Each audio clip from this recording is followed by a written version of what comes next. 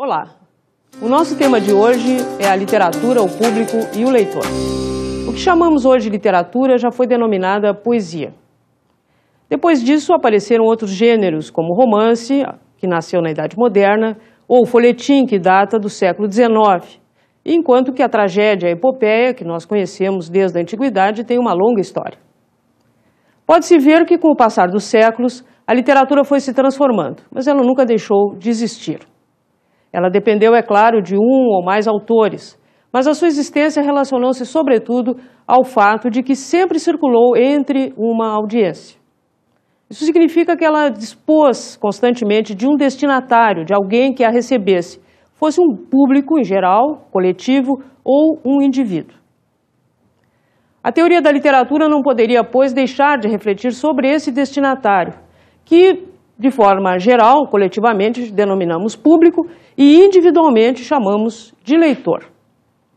É claro que público e leitor não são a mesma coisa. O leitor pode fazer parte do público e o público depende de leitores, mas nós temos que distinguir o caráter coletivo do público, da audiência, do auditório e a pessoa do leitor. A obra literária e os efeitos sobre o leitor. As pessoas apresentam expectativas diferentes e reagem de modo diverso às obras de arte, sejam elas literárias ou não.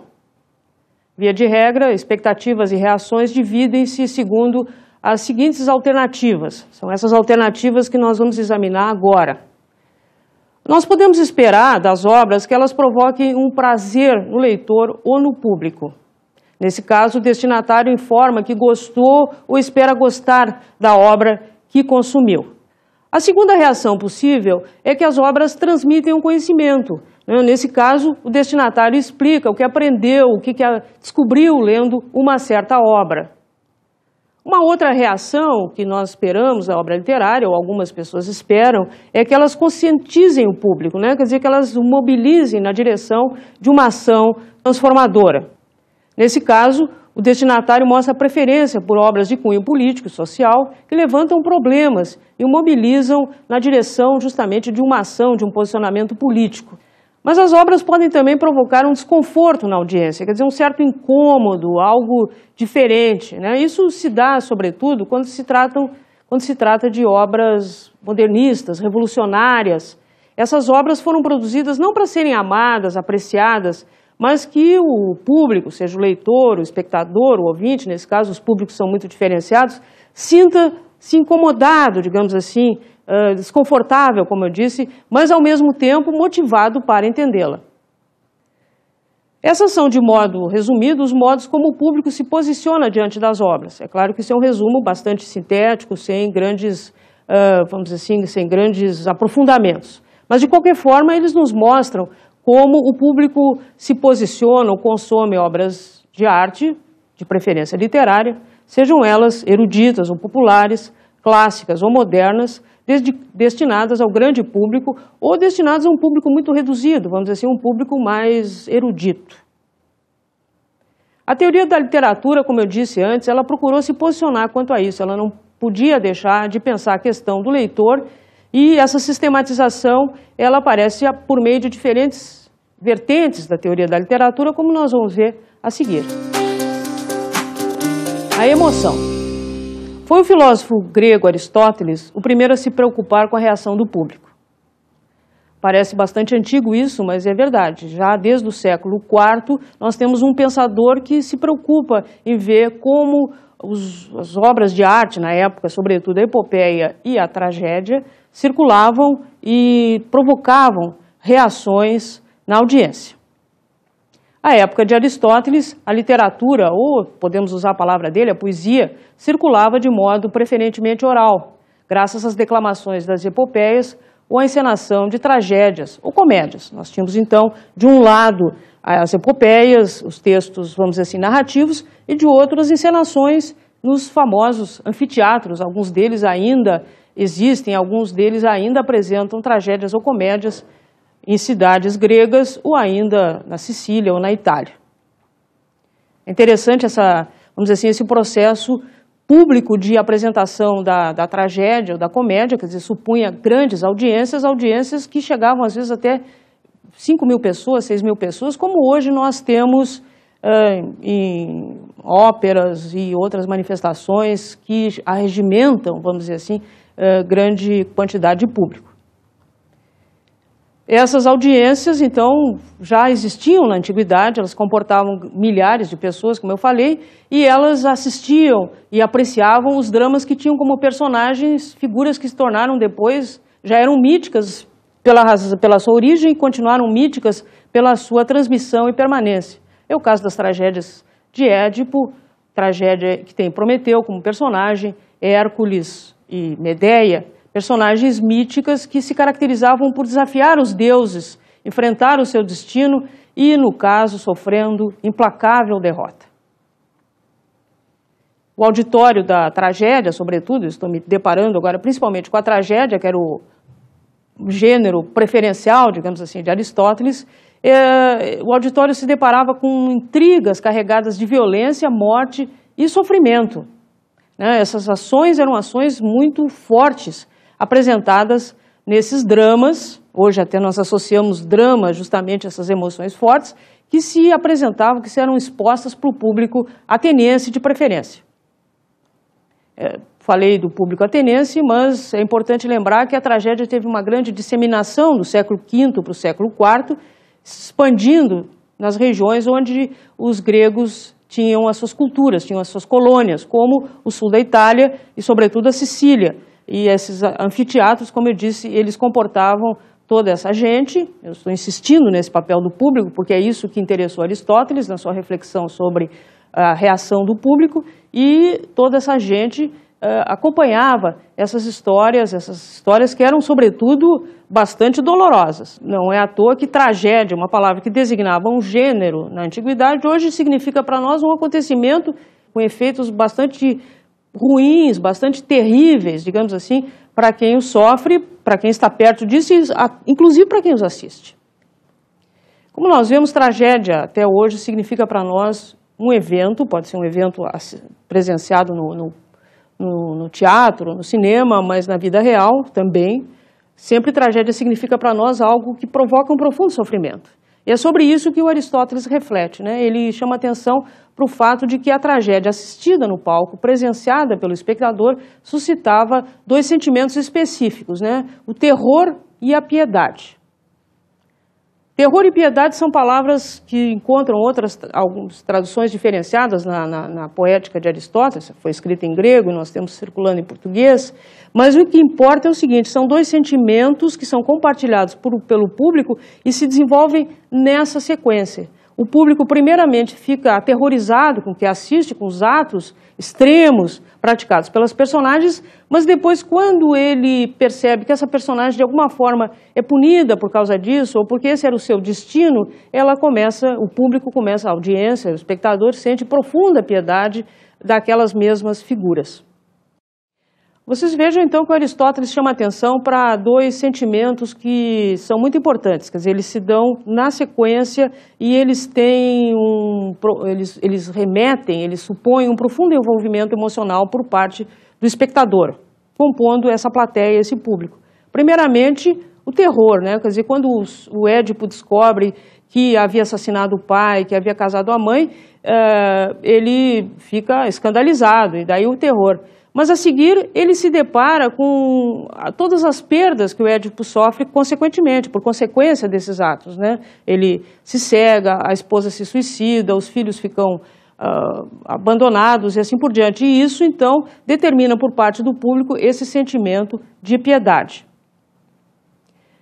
O que Aristóteles conclui é que, ao viver esses sentimentos, o público, ou o espectador em particular, praticamente se libera desses mesmos sentimentos. Sentimentos que ele vivenciaria na vida real, ele presencia no palco e quase que se purifica dele. É isso que ele vai chamar de catarse. Vamos assistir um trecho do filme Medeia, que transmite, vamos dizer assim, o conteúdo principal de uma tragédia originalmente de Eurípides, para nós entendermos como se dá esse processo. Ecco, su prendete questi vestiti e portateli in dono a Glauce per il suo sposalizio.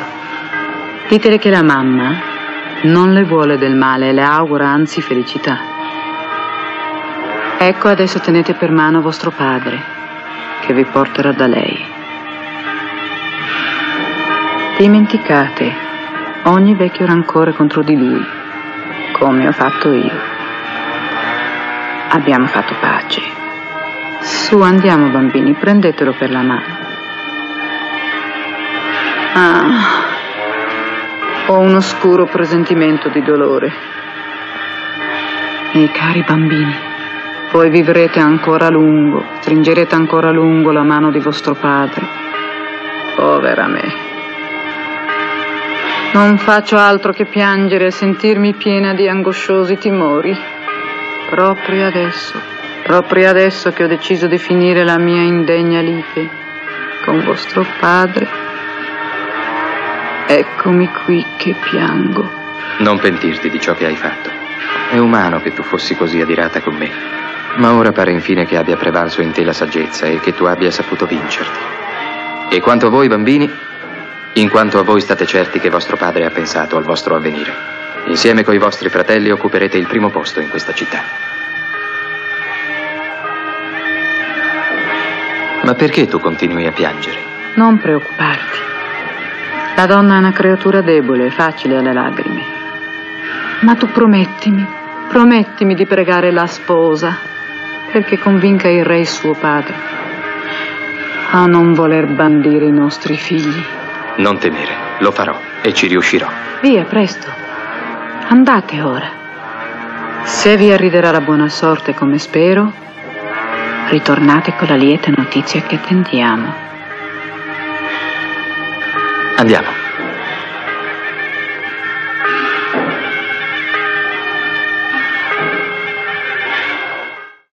Medeia foi uma tragédia escrita por Eurípides no século V a.C. E ela conta a história de uma mulher que, abandonada pelo marido, que, vamos dizer assim, a substitui por uma moça mais jovem, que é ao mesmo tempo filha do rei Creonte, o rei de Corinto. Então ela é substituída por uma moça mais jovem e ao mesmo tempo numa posição social e política bem melhor. A reação de Medeia, é claro, é a pior possível. Claro não, mas é a pior possível. É interessante que essa tragédia ela se perpetuou na história da literatura e nós temos inclusive uma versão brasileira de Chico Buarque de Holanda e Paulo Pontes, que é Gota d'Água. Então, se nós não lembramos bem de Medeia, podemos lembrar, por exemplo, da gota d'água mesmo, aquele momento em que extravasa o sentimento, o desejo de vingança por parte da personagem. Aquilo que está na Medeia está também na personagem criada por Chico e Paulo Pontes. Em todos esses casos, o que nós temos é uma mulher de meia idade, digamos assim, desejando se vingar do marido que a abandonou por uma jovem. E como é que ela vai se vingar? É da maneira pior possível, né? Do ponto de vista de uma tragédia. Ela planeja a morte da rival e a morte dos próprios filhos, dos filhos dela, Medeia, com Jasão, o marido que a abandonou. Sabendo que que essas crianças vão ser mortas, Medeia se despede dos filhos, né? Quer dizer, os filhos não sabem o que vai acontecer, mas ela sabe. Então é uma cena ao mesmo tempo comovente e revoltante, porque o público também sabe. O que Medeia sabe, o público sabe, né? Então nós sabemos todos que as crianças vão morrer por força de um ato bárbaro de uma mulher ultrajada. Nós podemos entender aí vamos dizer assim, o que o Aristóteles está dizendo, né? Quer dizer, quando Medeia está se despedindo dos filhos e porque ela vai praticar um ato abominável, nós temos ao mesmo tempo terror, nós sentimos, vamos dizer assim, revolta, inclusive, diante do ato dela, mas ao mesmo tempo piedade pelas crianças e até piedade pela própria Medeia, uma mulher abandonada.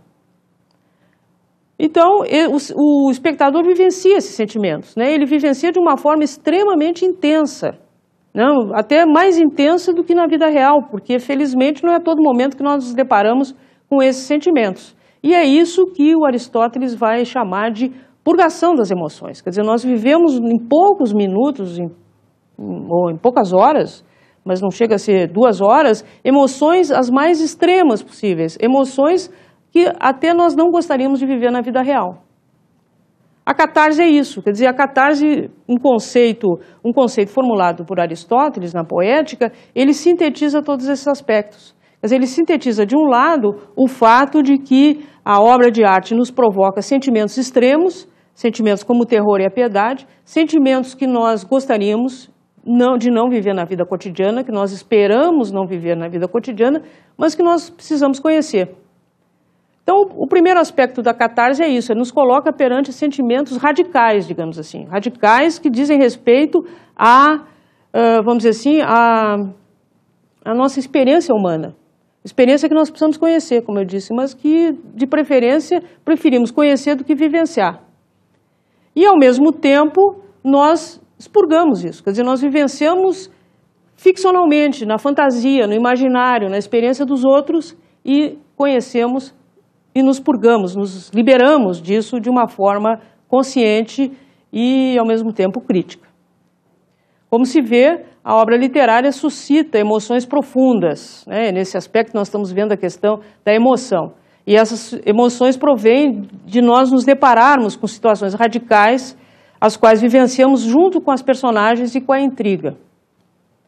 Nesse caso, ocorre um processo de identificação, eu gostaria de marcar esse aspecto, quer dizer, nós nos identificamos com essa situação, o que permite a introjeção do sentimento transmitido pela obra. Ao mesmo tempo que nós introjetamos esse sentimento, nós liberamos, né, que é quase que um processo terapêutico, né, por isso que catarse às vezes é uma palavra muito próxima da medicina.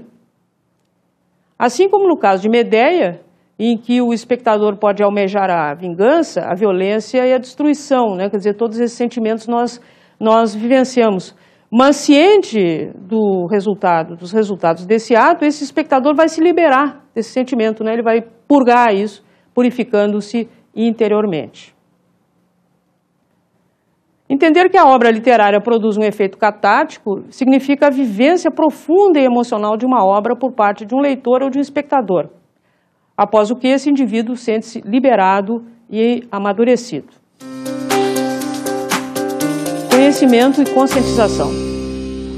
Obras como a tragédia suscitam uma vivência emocional intensa, foi o que nós procuramos explicar, né?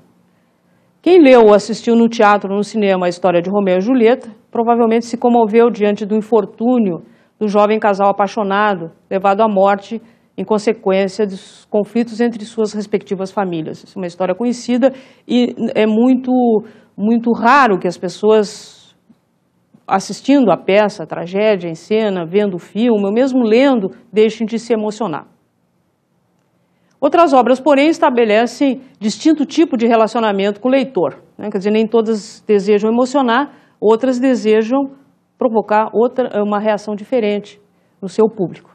Nós ficamos ainda no âmbito do teatro, mas veremos como também o teatro, como parte da literatura, né? A literatura dramática como parte da literatura, vai buscar também uma relação, um relacionamento, uma reação diferente por parte do seu público.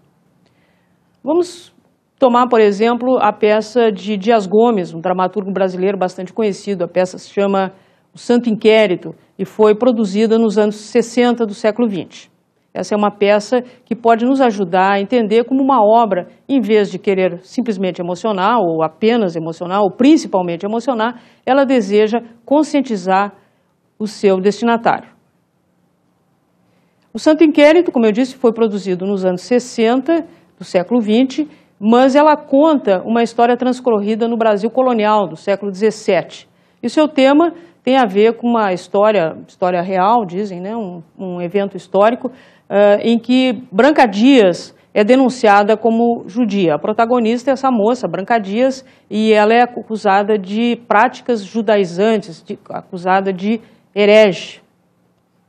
No século XVII, o Brasil era ainda colônia portuguesa, mas Portugal fazia parte, nesse momento, do Império Espanhol, né, do qual Portugal se libertou em 1640. A ação se passa nesse período em que o Brasil é colônia ibérica, de Portugal e da Espanha. E no Brasil a Inquisição tinha uma força muito grande. A Inquisição espanhola se espalhou por Portugal, se espalhou pelas colônias americanas, e é esse episódio que Dias Gomes utiliza em sua peça. Então, historicamente, nesse período, os judeus eram considerados hereges e obrigados a se converter ao cristianismo, eram chamados cristãos novos. A Branca Dias, personagem, era, portanto, cristã nova e uma moça religiosa, uma moça comportada, vamos dizer assim, uma boa moça. Mesmo assim, ela é acusada e desacreditada quando pretende se defender. A peça vai mostrar justamente esse inquérito em que ela é acusada, ela é a vítima e ela é interrogada por um inquisidor que não dá tréguas à moça. Ele não sossega e cada palavra que ela diz passa a ser uma peça de acusação, um elemento para acusá-la. Nós vamos ver agora um trecho dessa peça para exemplificar o que nós estamos dizendo. Não sei. Ah, minha cabeça. Por que me fazem todas essas perguntas? Por que me torturam? Eu sou uma boa moça, cristã, temente a Deus. Meu pai me ensinou a doutrina e eu procuro segui-la. Mas acho que isso não é o mais importante. O mais importante é que eu sinto a presença de Deus em todas as coisas que me dão prazer. No vento que me fustiga os cabelos quando ando a cavalo, na água do rio que me acaricia o corpo quando vou me banhar, no corpo de Augusto, quando roça no meu, como sem querer, ou num bom prato de carne seca, bem apimentado, com muita farofa, desses que fazem a gente chorar de gosto. Pois Deus está em tudo isso. E amar a Deus é amar as coisas que Ele fez para o nosso prazer. É verdade também que Deus fez coisas para o nosso sofrimento, mas foi para que também o temêssemos e aprendêssemos a dar valor às coisas boas. Deus deve estar onde há mais claridade, penso eu. Tudo isso que estou lhes dizendo é na esperança de que vocês entendam, porque eles não entendem. Não se pode afirmar que, diante da injustiça que presencia, o espectador não se emocione e fique indignado. Isso é muito difícil. Acredito que esse pequeno trecho já deva ter dado uma amostra do sentimento que se espera do espectador. Mas o que importa para o Dias Gomes é que o público conheça os métodos violentos com que são conduzidos os interrogatórios num sistema autoritário. Portanto, a emoção não basta apenas. É preciso que a audiência acompanhe com razão, com o intelecto e não com a emoção, o processo que se desenrola à sua frente, para que se conscientize não apenas do que se passa no âmbito dramático da cena, mas sobretudo o que se ocorre fora do palco. Ele tem que, vamos dizer assim, sair da emoção para a conscientização e daí pensar a sua realidade externa. Assim, nessa peça, o Santo Inquérito, o objetivo é alcançar, sobretudo, o distanciamento por parte do público. Quer dizer, essa palavra distanciamento é muito importante. O público tem que refletir e fazer relações. E se espera também que ele se conscientize dos problemas apresentados. Eu gostaria de marcar essas duas palavras, essas palavras-chave aqui. Conscientização, distanciamento. Quer dizer, ou o distanciamento que provoca a conscientização. Isso determina vamos dizer assim, um objetivo, uma meta do teatro chamado o efeito de distanciamento. E esse efeito de distanciamento é próprio a um gênero chamado teatro épico. Esse gênero foi formulado por um pensador e dramaturgo alemão, Bertolt Brecht.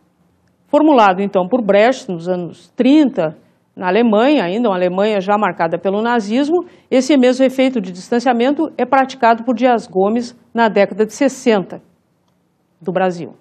Mas o dramaturgo brasileiro não escolhe essa técnica para copiar Brecht, ele não era apenas um seguidor do Brecht, mas principalmente porque ele deseja divertir seu público para um fenômeno do tempo que ele, Dias Gomes, vivia. O Brasil dos anos 60, sobretudo o Brasil depois de 1965, estava marcado por uma sociedade autoritária em decorrência de um golpe militar, o golpe de 1964. As torturas eram conhecidas, mas não se podia falar muito, era um tema, vamos dizer assim, cochichado. Nós tínhamos uma forte repressão e o Dias Gomes, então, encontra um meio de colocar a questão diante do público e fazer com que ele pense a respeito. Nós temos então a seguinte situação, nós temos o Brasil posterior ao golpe militar, a ação da polícia, a tortura, a perseguição do intelectual. E nós temos ao mesmo tempo a proibição, uma proibição ainda um pouco camuflada dos anos 60, nos anos 70 isso vai se agudizar, e que as pessoas podiam saber ou sabiam, mas não podiam dizer. O que faz o Dias Gomes? O Dias Gomes encena essa situação e mostra, sobretudo, que as pessoas acusadas podiam ser tão inocentes como Branca Dias, né? E o escritor brasileiro podia mostrar, portanto, um fenômeno atual por meio desse aproveitamento de um fato histórico ocorrido mais de 300 anos antes. Então isso permite a Dias Gomes discutir ideias, através de uma encenação de um evento passado, discutir ideias atuais e principalmente mobilizar o seu público. Nós podemos ver como funciona, então, esse efeito de distanciamento, né? Ele não deseja que o espectador se identifique com a personagem. Ele tem que entender aquela personagem como uma vítima que ele não é. Mas, ao mesmo tempo, ele precisa entender os fatos, estabelecer essa relação com os acontecimentos externos e, principalmente, se posicionar a respeito. Para Aristóteles, a catarse que suscita a identificação pertence à natureza da obra poética. Para Bertolt Brecht, e não só para Brecht, também para outros pensadores, como Jean-Paul Sartre, que apostava no comprometimento político da obra de arte, o distanciamento e o engajamento precisam ser voluntariamente perseguidos pelos autores, para alcançar essa finalidade de conscientização. Em ambas as situações, as obras não se mostram indiferentes a seus recebedores, razão pela qual a teoria da literatura reflete sobre a questão. Estranhamento e emancipação. Quando nós começamos, eu chamei a atenção para 4 tipos de reações, pelo menos 4 tipos de reações à obra de arte, né? Quer dizer, o modo como o público ou o leitor reagem à obra de arte. Nós vimos que uma delas diz respeito às emoções, ao gosto, e essa foi, sobretudo, desenvolvida pelo pensamento de Aristóteles. Nós vimos que as obras de arte também podem suscitar no público o desejo de aprender ou de se conscientizar, né? São 2 reações diferentes. Eu quero aprender alguma coisa, eu também quero me conscientizar a respeito. E vimos que é no pensamento Brecht ou na prática de um autor como Dias Gomes em que essas questões aparecem. Mas há uma 4ª reação a que eu chamei a atenção relativamente à reação do público diante de uma obra moderna que provoca nele estranhamento. E é esse ponto que eu gostaria que nós examinássemos agora. O estranhamento é o efeito desejado e alcançado pela arte experimental da vanguarda. Diante de expressões como a pintura abstrata, a música dodecafônica ou eletrônica, a poesia futurista, não há como o espectador, o ouvinte ou o leitor ficarem indiferentes. Como se vê na arte experimental de vanguarda, o que se busca primeiramente é alcançar esse estranhamento, esse sentimento de que algo está errado ou algo é diferente. Sobretudo porque o artista deseja chamar a atenção do público para o objeto artístico. Foram os formalistas os primeiros ou os principais a chamar a atenção para o fato de que o público nem sempre percebe o mundo que o cerca por força do hábito e da rotina. Por isso era preciso deformar os objetos, apresentando-os como se fosse algo novo. Essa noção de estranhamento indica que a arte contraria o horizonte de recepção do público, estabelecendo, portanto, uma relação tensa entre a obra e o destinatário. Esse aspecto é muito importante para nós entendermos a estética da recepção, que é o campo dentro da teoria da literatura que vai dar ênfase a essa reação do leitor, que vai ter como, vamos dizer assim, como ponto de partida a questão do estranhamento e como ponto de chegada à emancipação. Para a estética da recepção, portanto, é importante também valorizar a reação do leitor, né? Quer dizer, não apenas a provocação da arte em relação ao leitor, mas também como o leitor se posiciona, como ele age de uma forma, vamos dizer assim, bastante voluntária, bastante independente diante dos objetos artísticos. Nós, quando falamos da conscientização, quando nós falamos da emoção, nós sempre vemos o leitor como a consequência disso, né? Não como a causa, não como motivador. E a estética da recepção vai procurar dar uma ênfase maior para esse papel, digamos assim, ativo do leitor. Nós vamos destacar o pensamento dentro da estética da recepção de Hans Robert Jauss. É ele, inclusive, quem desenvolve essa teoria, basicamente, e publica livros a respeito.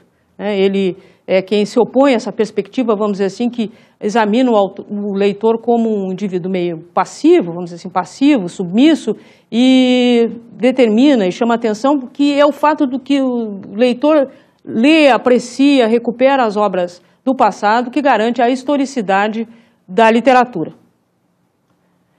Vamos dizer assim, essa formulação do Jauss é muito importante, né? Quer dizer, as obras, se não são lidas, elas estão mortas, elas estão entregues às estantes das bibliotecas ou das livrarias. Quem realmente dá vida à obra de arte é o leitor, porque ele, vamos dizer assim, ele atualiza e ao atualizá-la, ele mostra a historicidade das obras do passado. As obras não são importantes porque elas foram escritas numa época passada, mas porque elas podem ser lidas, entendidas e discutidas no presente. É sob esse sentido que nós não podemos ver mais o leitor apenas como um elemento passivo, como eu falei antes, né? Nem ele pode ser descartado ou entendido como um mero recebedor de produtos artísticos. Com efeito, ele é um ator importante, uma vez que é ele que assegura a vitalidade e energia das obras literárias. O movimento da literatura faz-se, assim, por meio do diálogo entre a obra e o leitor. Aquela apresenta ao leitor elementos inovadores, e ele predispõe-se a receber esses elementos a partir de sua formação, outras leituras, hábitos e ideologia. Pode-se concluir, então, que a obra sempre desafia a percepção do leitor, né? Quer dizer, nesse sentido que ela provoca o estranhamento, ou que ela é decorrência daquele estranhamento. Mas, ao mesmo tempo, ela oferece ao leitor novas alternativas de entender e interpretar o mundo, o universo ao seu redor. Vamos ver, por exemplo, um romance como O Grande Sertão Veredas, do Guimarães Rosa, né? Um romance que tanto impacto causou na literatura brasileira. Isso porque, desde a primeira linha, o leitor se depara com uma narrativa que se vale de elementos inusitados, como nós vamos ouvir agora. No nada? Tiros que o senhor ouviu foram de briga de homem, não? Deus esteja. Alvejei mira em árvore, no quintal, no baixo córrego, por meu acerto. Todo dia isso faço. Gosto desde mal e minha mocidade.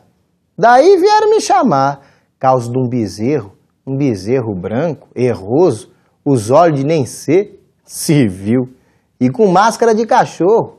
Me disseram, eu não quis avistar, mesmo que por defeito como nasceu, arrebitado de beiço.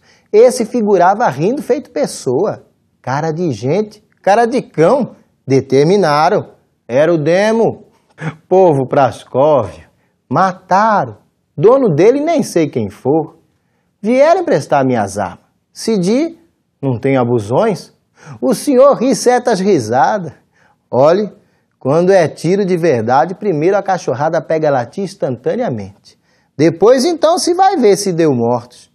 O senhor tolere, isso é o sertão. Uns querem que não seja, que situado o sertão é por os campos gerais, afora, adentro. Eles dizem, fim de rumo, terras altas demais do Urucuia. Toleima, para os de Corinto e do Curvelo. Então aqui não é dito sertão? Aqui tem maior. Lugar sertão se divulga, é onde os pastos carecem de fecho, onde um pode torar 10, 15 léguas sem topar com casa de morador, e onde criminoso vive seu Cristo Jesus arredado do arroxo de autoridade. O Urucuia vem dos montões oestes, mas hoje que na beira dele tudo dá, fazendões de fazendas, ao margem de vargens de bom render, as vazantes, culturas que vão de mata em mata, madeiras de grossura, até ainda virgens dessas lá há. Os gerais correm em volta. Esses gerais são sem tamanho. Enfim, cada um o que quer aprova. O senhor sabe, pão ou pães é questão de opiniões. O sertão está em toda parte. O leitor, quando ouve ou quando lê a primeira página de Grande Sertão Veredas, percebe que ele não conhece aquela língua em que fala Reobaldo, o protagonista, né? Porque a cada frase da personagem, o Guimarães Rosa renova o idioma português. Ele apresenta palavras que podem até algumas serem vamos dizer assim, do regionalismo, do dialeto regionalista mineiro, mas outras são criação dele. Portanto, é uma outra língua, né? Um novo código, mas isso não impede que o leitor se identifique, o leitor se solidarize, principalmente com o drama do herói do romance, que precisa reconstituir toda a sua existência para entender o que lhe aconteceu. Para chegar a esse resultado, Teobaldo precisa organizar os acontecimentos do passado, discuti-los com um interlocutor, né, que é o senhor que ouve a história, e interpretar as próprias reações. A leitura que nós fazemos vai acompanhando esse processo, permitindo que o leitor vá se adentrando no mundo interior de Teobaldo, entenda seus motivos, justifique suas ações e até esclareça suas discussões. Assim, o leitor não fica indiferente, o leitor não é um mero, vamos dizer assim, tocador de uma partitura previamente estabelecida, ele não é um elemento que se sujeita às regras do texto. Ele vai se deparando com uma subjetividade diferente da sua, ele vai interagindo, ele vai tendo as suas reações, vamos dizer assim, o seu entendimento e a sua interpretação. Um fenômeno, portanto, se concretiza, um fenômeno muito especial se concretiza, né? A possibilidade de conhecer e compreender amplamente uma outra pessoa, um outro sujeito. E é curioso que essa oportunidade só existe no mundo da literatura. É só na ficção que nós temos vamos dizer assim, essa oportunidade de nos adentrar na intimidade de uma outra pessoa. Por mais, vamos dizer assim, por mais que nós conheçamos outras pessoas, por mais que a gente saiba como ela é, nós nunca temos a chance de pensar como a outra pessoa. Isso é, vamos dizer assim, a grande propriedade da literatura, né? A literatura permite que nós entremos na cabeça de uma outra pessoa, ainda que essa outra pessoa seja uma personagem. E é nesse sentido que cada ser humano, quando lê, rompe suas próprias fronteiras individuais e se abre, vamos dizer assim, para a alteridade. É nesse sentido que Yaws entende que a literatura faculta a emancipação do leitor, já que a literatura, o texto literário, seja por meio da novela, do romance ou da poesia, oferece outras alternativas de existência, a qual nós só temos acesso por meio da leitura. Desse modo, por mais inovadora e inquietante que seja uma obra de vanguarda, ela sempre depende do leitor para ser atualizada. Isso é um aspecto muito importante, quer dizer, ela ao mesmo tempo provoca o estranhamento do leitor, mas se o leitor não entrar no jogo, se ele não aceitar, vamos dizer assim, essa proposta, a obra fica morta ali. Então o leitor, como sempre, é um fator ativo da produção literária, porque é ele que atualiza inclusive obras do passado. Mas isso não é um processo unilateral, né? O leitor também depende da obra, né? Porque é por meio da leitura que ele pode alargar o seu próprio mundo e ter acesso a universos desconhecidos produzidos pela imaginação. Vamos resumir isso que nós estamos dizendo agora. Na estética da recepção, o leitor ocupa posição fundamental para o entendimento da obra, uma vez que de sua ação depende a vitalidade do texto. A estética da recepção, portanto, ela dá vida ao leitor, quer dizer, ela entende o leitor como uma figura ativa, importante, sem o qual a própria literatura não existe. Mas é o próprio leitor quem tem a ganhar com isso, quer dizer, ele tem a oportunidade de se deparar com vidas imaginárias, as quais lhe oferecem alternativas de conhecer e vivenciar um mundo diverso do seu, que o completa e amplia.